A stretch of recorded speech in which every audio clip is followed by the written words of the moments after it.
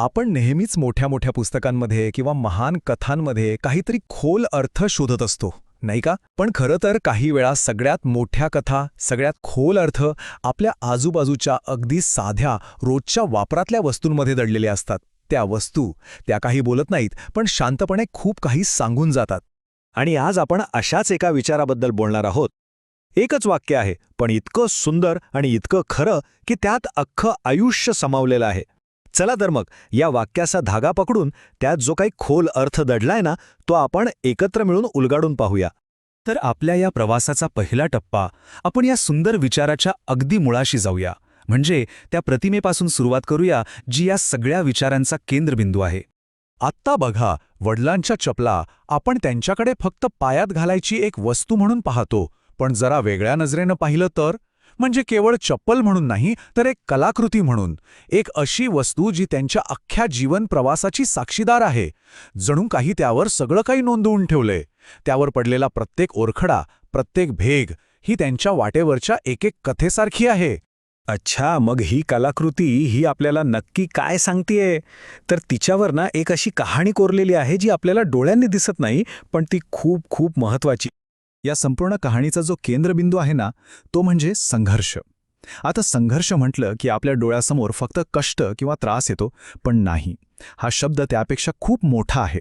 यात एक सातत्य आहे, रोजचे न थांबता केलेले निस्वार्थ प्रयत्न आहेत, आणि सगळ्यात महत्त्वाचं म्हणजे शब्दांत कधीही न मांडलेली एक जबाबदारीची खोल भावना आहे. बरं, मग हा संघर्ष प्रत्यक्षात दिसतो कसा? तर तो दिसतो या चपलांच्या अवस्थेत. हे बघा, अविरत कष्टामुळे त्या झिजतात, खडतर वाटांवर चालून चालून त्या फाटतात, कुटुंबाच्या ज्या चिंता कधी बोलून दाखवल्या जात नाहीत, जे मूक ओझं ते उचलतात, त्या सगळ्याचं वजन पेलून जणूपाई त्या चपलाच ठकल्या आहेत. खरं तर या चपलांची आजची अवस्थाच त्या संघर्षाची जिवंत साक्षीदार आहे, नाही का? आणि आता आपण या वाक्यातल्या एका खूप सुंदर विरोधाभासाकडे येऊया.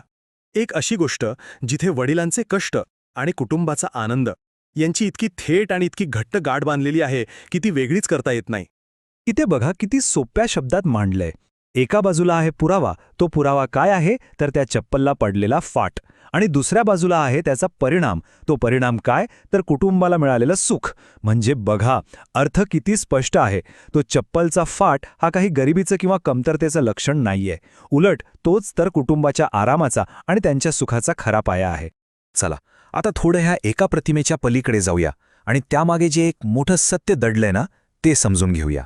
कारण ही गोष्ट फक्त एका चप्पलची नाहीये, ही गोष्ट आहे त्यामागे असलेल्या एका मोठ्या मूक बलिदानाची, त्यागाच्या भावनेची.